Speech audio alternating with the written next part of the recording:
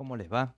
Mi nombre es Julián, esto es Me encanta cantarte y hoy vamos a hacer un especial sobre el rol, el uso de la música en cuentos y leyendas. Vamos allá. Acción.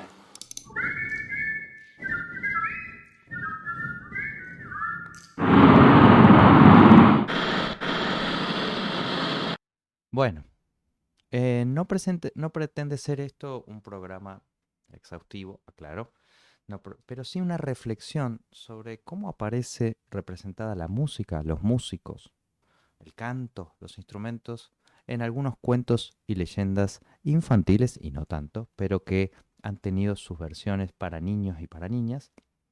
Entonces, me gustaría traer esto, ¿sí?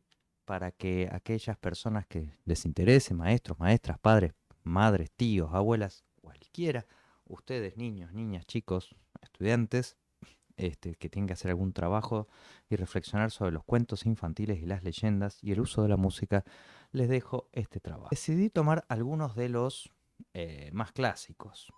Uno es, por supuesto, el flautista de Hamelin, ¿sí? En el flautista de Hamelin, ¿qué es lo que vemos todos? Que es este cuento infantil, lo cuento brevemente, ¿sí? Que ha tenido muchísimas versiones, es de los hermanos Grimm, ¿sí? A quien no los conoce, recomiendo que los busquen. Son autores de muchísimas obras este, famosas, muchísimas. Y los hermanos Grimm cuentan en esta historia de El flautista de Hamelin, ocurrida en una ciudad llamada Hamelin, una mañana sus gordos y satisfechos habitantes se encuentran, prósperos comerciantes, se encuentran con las calles invadidas de miles de ratones. Miles, miles, miles, miles. Y no había manera de sacarlos. Se entraba en las despensas y en los graneros, se comían todo. Y entonces intentaron hacer algo. Contrataron, primero trataron de matarlos con gatos, con trampas. No hubo manera. Después ofrecieron una recompensa, 100 monedas de oro, a quien los libre los ratones. Al poco tiempo, por supuesto, se presentaron personas, entre ellas un extraño, un taciturno, lo describen así, un flautista taciturno, alto y desgarbado a quien nadie había visto antes. Un tema interesante, el de la otredad, lo extraño, el extranjero, ¿no? Lo amenazante. Y él les dijo, la recompensa será mía. Esta noche no quedará ni un solo ratón en Hamelin. Bueno, sacó su flauta, ¿sí? Y se puso a tocar una y otra vez la, una extraña música y, y a pasearse por las calles. Y los ratones salían de sus escondrijos embelesados y lo seguían.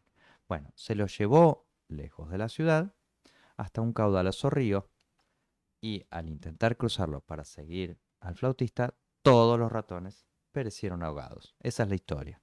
Vuelve Flautista a Hamelin, los comerciantes estaban contentos, felices que se habían librado de los ratones y cuando dice quiero la recompensa, le dicen, no, andad, vete de nuestra ciudad, o acaso crees que te pagaremos tanto oro por tan poca cosa como tocar la flauta. Y le dieron la espalda.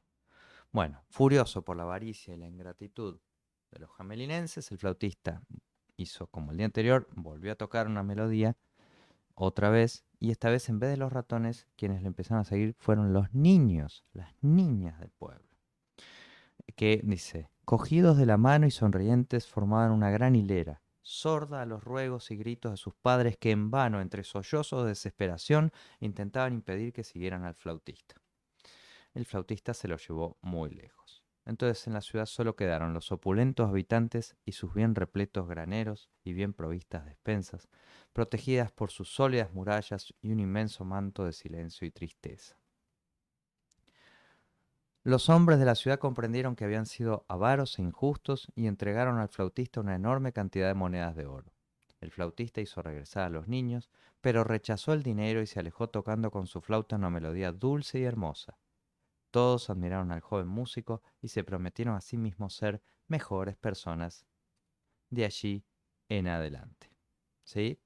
Bueno, Hay otras versiones y reversiones sobre esto, en otras los esconde en una cueva a los niños y después los hace y vuelve con los niños al pueblo. Se han hecho infinidad de versiones del flautista de Hamelin. Veamos otra, otra, otro clásico, ¿no?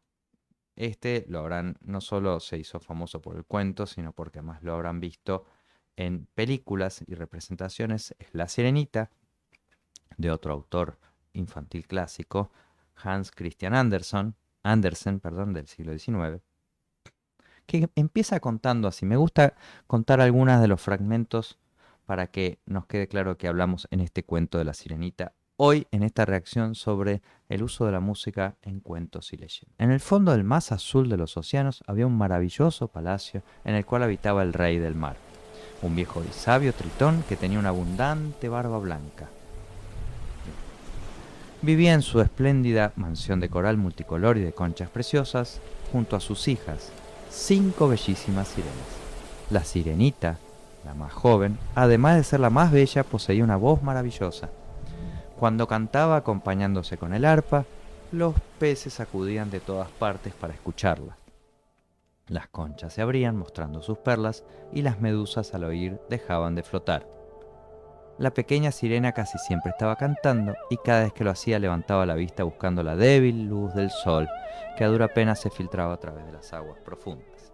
Bueno, empieza a contar que le gustaría conocer la superficie y le dicen que cuando cumpla 15 el rey le va a dar permiso para subir como sus hermanos. Cuando cumple 15 la sirenita finalmente asciende, queda maravillada y de lo que ve, en ese momento pasa un barco y adentro del barco, cuando ella está viendo todo eso, feliz y dando palmadas, escucha voces y comentarios del barco. Dice, ¿cómo me gustaría hablar con ellos? Pero se mira a su cola y dice, jamás seré como ellos. Porque estaba el mito, le decía el padre, que las sirenitas no tenían alma como los seres humanos. Bueno, al borde del barco, la noche se llenó de vítores. ¡Viva nuestro capitán! ¡Vivan sus 20 años! Estaban festejando al capitán, que la sirenita ve, y el cual queda prendada rápidamente. Dice, sintiendo, la sirenita no podía dejar de mirarlo, y una extraña sensación de alegría y sufrimiento al mismo tiempo, que nunca había sentido con anterioridad, le oprimió el corazón. Esta ya nos está avisando de la desgracia. Por supuesto, hay una tormenta que nadie ve, el barco se hunde, y la sirenita rescata al joven capitán, al que lo lleva inconsciente, nadando con todas sus fuerzas, y lo lleva y lo deja en la playa. Como no podía entrar, se quedó afuera y frotando las manos del joven y dándole calor con su cuerpo. Hasta que un murmullo de voces que se aproximaban le obligaron a buscar refugio en el mar. ¡Corran, corran!, gritaba una dama de forma atolondrada. Hay un hombre en la playa, está vivo, pobrecito, ha sido la tormenta. Y lo lleva. La primera cosa que el joven ve al recobrar el conocimiento es esta joven que gritaba. Y aquí empieza el equívoco. Le dice, gracias por haberme salvado. Y la sirenita, ignorante de todo esto, perdió a este amor súbito el que tuvo. Bueno, entonces, ¿qué hizo? Acudió a la hechicera a los abismos. En otras versiones está como la bruja. Y ella le dijo, por consiguiente, ¿quieres deshacerte de tu cola de pez? Y supongo que querrás 2 piernas.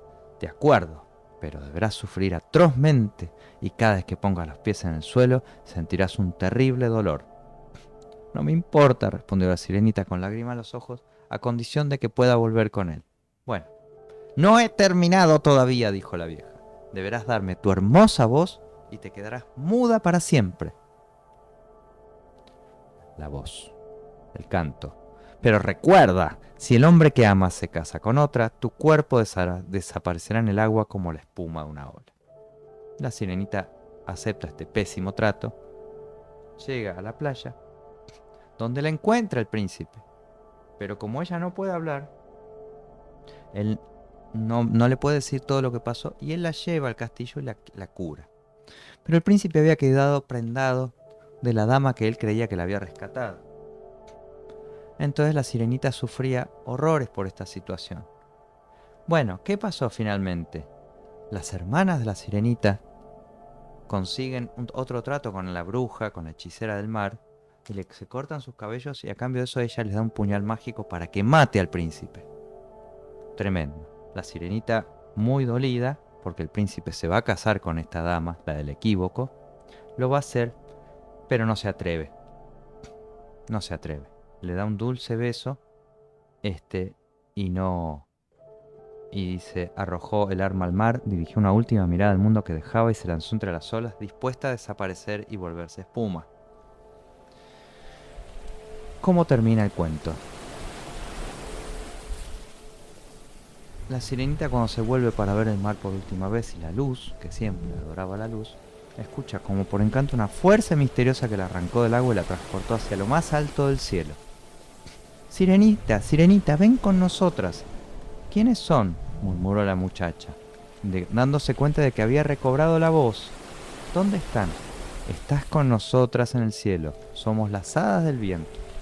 No tenemos alma como los hombres, pero es nuestro deber ayudar a quienes hayan demostrado buena voluntad hacia ellos. Entonces, dice, le ofrecen, dice, tú has hecho con tu corazón los mismos esfuerzos que nosotras. Has sufrido y salido victoriosa de tus pruebas y te has elevado hasta el mundo de los espíritus del aire, donde no depende más que de ti conquistar un alma inmortal por tus buenas acciones. Y la sirenita, levantando los brazos al cielo, lloró por primera vez. Oyéronse de nuevo en el buque los cantos de alegría. Vio al príncipe y a su linda esposa mirar con melancolía la espuma juguetona de las olas. La sirenita, en estado invisible, abrazó a la esposa del príncipe, envió una sonrisa al esposo y enseguida subió con las demás hijas del viento, envuelta a una nube color de rosa que se elevó hasta el cielo. Pavada, ¿sí? Bueno, un poquito distinta a la versión que hemos visto en el cine, la versión de la compañía de Disney, ¿no? Pero, no obstante, es también interesante aquí de vuelta para ver y reflexionar sobre el rol de la música, las sirenas, ¿no?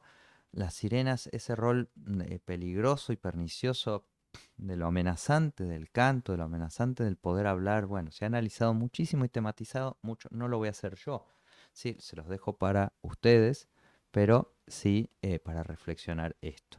¿De dónde viene la sirena? Bueno, una versión muy clásica es el mito de las sirenas en Ulises, ¿no? En la Odisea de Ulises está este gran cuento interminable, este gran poema contado por el poeta Homero y transmitido en forma oral, sobre la guerra de Troya y otras peripecias que pasa Ulises.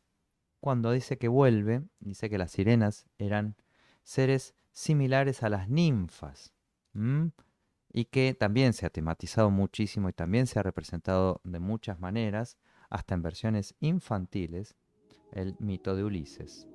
Dice, una de las principales características de las sirenas era su voz, ya que poseía una inmensa dulzura y musicalidad. Gracias a su don atraían a los barcos de marineros. Estos quedaban tan embelesados con tan bella música que saltaban del barco para poder escuchar mejor, pereciendo ahogados en las aguas. Bueno, ¿qué hizo Ulises? A su vuelta de la guerra de Troya, recomendado por Circe, ordenó que todos los hombres de la nave se taparan los oídos con cera para no escuchar el canto de las sirenas. Y mientras esta operación se llevaba a cabo, él se ató al mástil del barco con los oídos descubiertos. Les ordenó que viesen lo que viesen, no lo desataron del mástil por mucho que él suplicara. Bien, entonces de esa manera Ulises pudo escuchar la música sin sufrir daño alguno. Ante el rechazo sufrido, las sirenas no tuvieron otro remedio que cumplir con su obligación y una de ellas debía morir. Ahí está de vuelta la muerte en la música. La escogida fue Parténope, que se lanzó al mar. Su cuerpo fue arrastrado hasta la costa, donde fue enterrada con grandes honores, constituyéndose también un pequeño templo en su honor, alrededor del cual se fundó el pueblo Parténope, que de tiempo después sería Nápoles. ¿Qué tal? Bueno, son estos tres cuentos y leyendas que me gusta recordarles, ¿sí? Para que reflexionemos y pensemos, les dejo una línea, pueden también traer a Platón, en la ambigüedad, ¿no? En la ambigüedad que se piensa en el mundo antiguo y en el mundo clásico sobre la música, sobre el rol de los artistas. Platón, cuando piensa su república ideal, el padre de la filosofía, si queremos, él dice que el arte es una imitación, que el artista copia lo que percibe, que a la vez es una imitación de la forma una imitación de la forma verdadera. Es decir, que un artista está doblemente alejado de la realidad, de la verdad. Bueno, él no recomienda tener a los artistas cerca de la República porque precisamente produce una contradicción de emociones y producen un desencuentro con la verdad. Esto es, se los dejo para que lo piensen, se lo dejo para quien tenga ganas de pensarlo, de verlo de una y otra vez. Mi nombre es Julián Barsky, estamos los días martes, los días sábado, con estos programas, tutoriales, reacciones, siempre con la música, tutoriales, reacciones, tutoriales de flauta, de melódica, de guitarra, de ukelele, para cantar, tips de ritmos. Sugiéranme cuestiones para trabajar. Si les gustó este video, compártanlo, opinen y también sugieran, porque hay muchísimas cuentos infantiles, muchísimas leyendas, muchísimas historias donde la música cuenta y tiene un rol fundamental. Entonces los voy dejando para la próxima vez que nos encontremos, que va a ser en cualquier momento.